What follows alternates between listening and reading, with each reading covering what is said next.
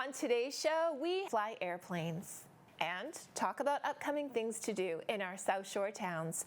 You can get the bad news in lots of places. On the local scene, it's all about what's good and good to know. I'm Elizabeth. Let's get started.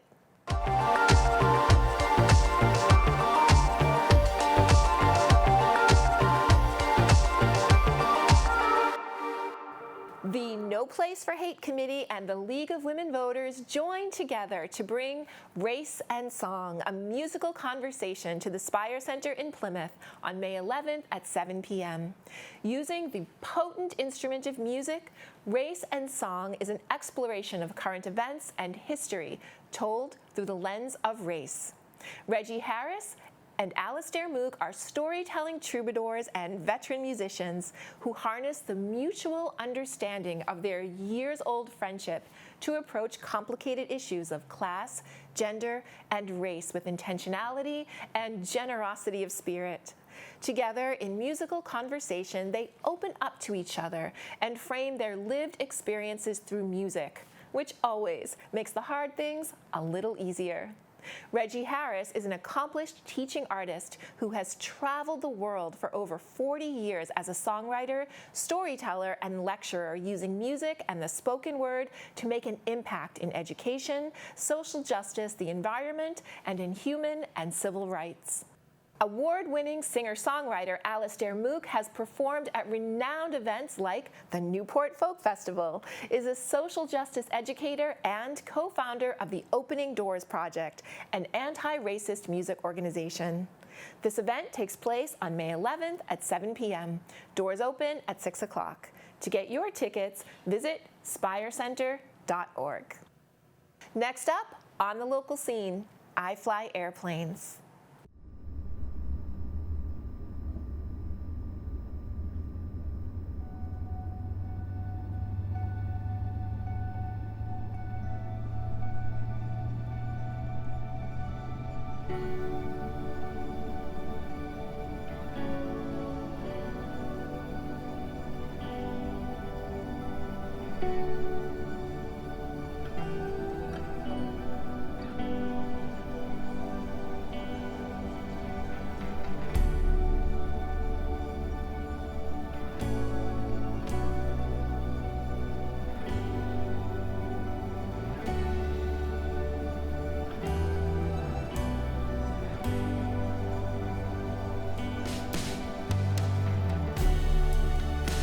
Hi, I'm Ellen Adams. I'm a recreational pilot. I'm based in Plymouth, Mass, although I have my home on the Cape. And I've been flying for about 10 years. I've got my instrument rating and am currently working on my commercial rating so that someday I can be a flight instructor. Hi, my name is Orlando Cavallo. I'm 61 years old. I've been a resident of Pembroke for the last 25 years, and I've been flying for American Airlines now as a commercial pilot for the last 25 years.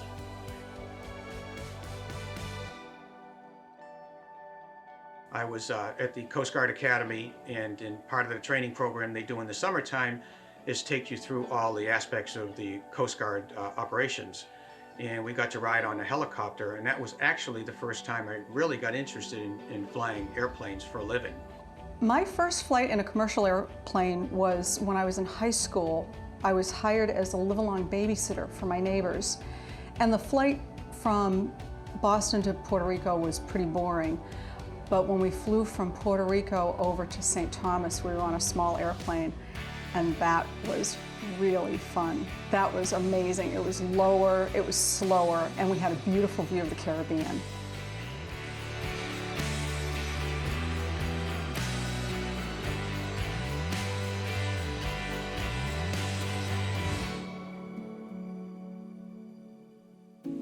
But when I was in high school, the airplanes was not on the horizon for me. I really didn't know what I wanted. My father was a firefighter for 30 years, and he worked 2 jobs, raising 8 children with my mom. And I really loved the fact that he was a firefighter, and I really respected that job. And I told him I wanted to be a firefighter, but he told me, he says, no, you got to go to college and you could be anything you want. And that's because my dad was a full-blooded Italian, first generation, so those were the options I had. But when I grew up, we were on the beach a lot and swimming in the ocean, and I saw the Coast Guard boats out there, and I thought, oh, they're like firefighters, so why don't I, look into that? And so I actually applied to the Coast Guard Academy and got accepted. And while I was in training there, I thought I'd be driving ships, but when I got on that helicopter ride, I thought, oh, wow, this is the way to go, aviation. So I graduated from the Coast Guard Academy, and they required you to work on a ship for a year. I applied for their aviation program and got accepted, and I flew C-130s for 7 years with the Coast Guard. And I really enjoyed that job. It was a great job, a rewarding job, but they brought you all around the country. My last station was Puerto Rico, and I really wanted to come back home and be close to the family. So the opportunity to become a commercial aviator was there for me. And so I was able to apply to American Airlines and got accepted with American Airlines, and have been flying with them ever since.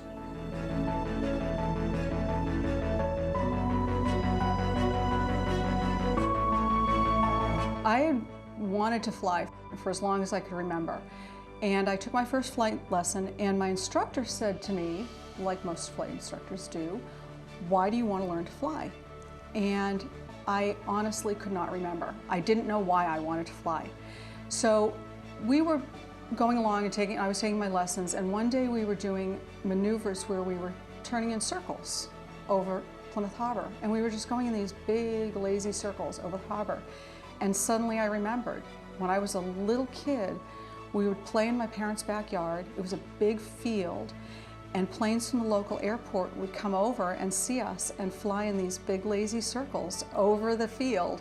And then after they finished flying around, they would waggle their wings and fly away, and we would all jump up and down and wave to them. And at that moment, flying over Plymouth Harbor, it came back as if I was 3 years old again. It was just awesome. And I said, I know why I wanted to learn how to fly. I was so excited to remember why I wanted to learn how to fly. And it's even better when you learn to bring that full circle, to have that somewhere buried inside that you want to fly, and then realizing why you want to fly, and then actually learning to fly and having control of an airplane is just an amazing feeling.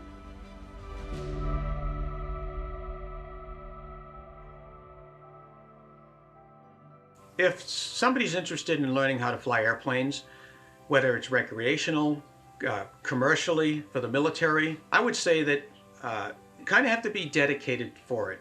It's not something that you want to do a couple times and then, come back to it. If you want to do it, I would immerse yourself in it. One of the things that can be daunting is to think that you can't do this, and there is no way that you could ever be a pilot. But the first step is often as simple as calling up the local flight school and saying, I would like an introduction to flight. It's not that expensive. It gets you in an airplane. It gets you familiar with the environment. It introduces you to the people that you're going to be working with during your licensing process. And from there on, it's a sort of a self-guided adventure. It's a lot of fun to be up there, and you have control of an airplane. I have 170,000 pounds of metal that I defy gravity with every time I go up in the air. The feeling of independence and power that flying gives you. You have this amazing machine that can fly, and you get to make it do what you want it to do. And that is an awesome feeling. It's a feeling of liberation and power and just independence that you can't really get with anything else. So that feeling that you get when you get your driver's license and you get to go to the movies by yourself for the first time, quadruple that, because you get in that airplane and you have power that you never knew you could possibly wield. It's an amazing feeling.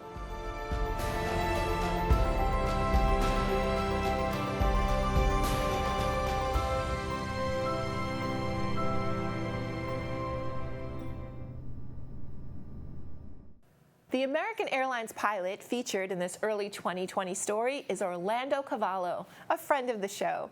This past month, Orlando completed service to American Airlines and embarked on what we hope is a happy retirement.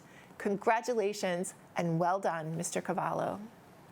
There's going to be something new incubating at the Pembroke Public Library. chicken eggs. Beginning on May 31st, the Children's Room will be the new home to a clutch of chicken eggs, warming in their incubator as they wait to hatch. The estimated arrival date for the baby chicks is June 21st, and you and your family can stop by anytime during regular hours to check out the eggs and the hatching process. This excellent program is sponsored by the Friends of the Pembroke Public Library. A photon is an elementary particle that is a quantum of the electromagnetic field and are the only things that humans can directly see. When a photon enters the eye and is absorbed by one of the rod or cone cells that cover the retina on the inner back surface of the eye. Visit the Blake Planetarium on May 18th from 7 to 8 p.m. for You've Got to See It to Believe It, an hour-long program consisting of 2 presentations. Seeing, A Photon's Journey Across Space and Mind is a full immersion planetarium program which uses hemispheric animations and video to teach how human vision works. Imagery from all over the world is the backdrop for photorealistic animations to create the story of a photon's journey from the belly of a star across the galaxy to a young stargazer's eye. Through Unveiling the Invisible Universe, you'll learn about how the 20th century's advent of rockets made it possible to go above the Earth's atmosphere and observe X-ray and gamma-ray radiation, neutrinos, and cosmic rays. Tickets are sold online only. Visit the Blake Planetarium Facebook page to learn more. Next, it's time to get down to business with Julie Thompson. The Plymouth Area Chamber of Commerce has been in existence for 70 years and has grown in its scope and offerings since day one. Currently, the Chamber has approximately 750 member businesses and partners with 7 towns. They operate with a staff of 5 and over a dozen ambassadors who help curate and support the member businesses.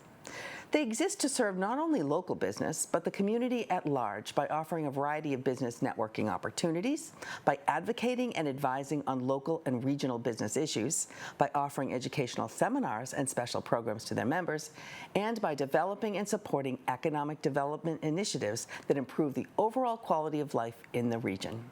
The Chamber also hosts some annual events, which include an annual meeting in January, a business expo in April, a golf tournament in the fall, and a legislative breakfast in October. The event on tap in May is the Empowering Women's Business Panel. This panel is designed to promote the position of women as strong and powerful employees, consumers, and leaders in the workplace. There, a designated panel of influential businesswomen from different industries and professions will discuss how they and others make a difference in their communities, conquer the workplace, and maintain a positive, balanced lifestyle. On Thursday, May 11th at 12 p.m., join in on this inspiring event to be held at East Bay at the Pine Hills. To learn more about this event and the featured panelists, visit the Chamber's website at plymouthchamber.com. See live music and help make a safer place for kids to play on May 13th from 7 to 11:30 p.m. at Soundcheck Studios in Pembroke. Duxbury Elementary Playgrounds Project is a volunteer group who has come together to raise the financing needed to replace Duxbury playgrounds that have reached the end of their lifespans.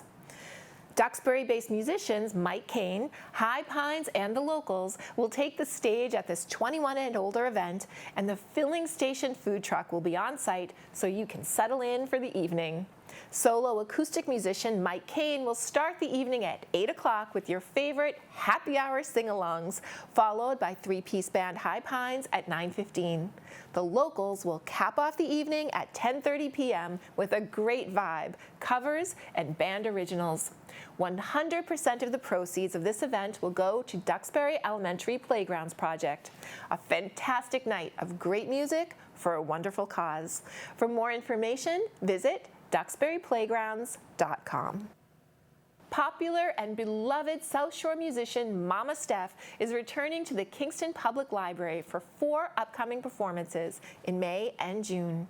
On May 10th, 24th, June 8th and 28th, bring the littles and your whole family for an hour-long musical delight, beginning at 11 a.m.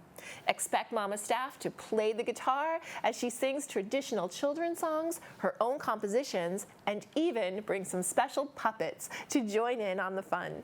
Registration is required. Visit the Kingston Public Library website. The Duxbury Friends of the Library was founded in 1976 by resident Deborah Hill Bornheimer and a team of dedicated volunteers.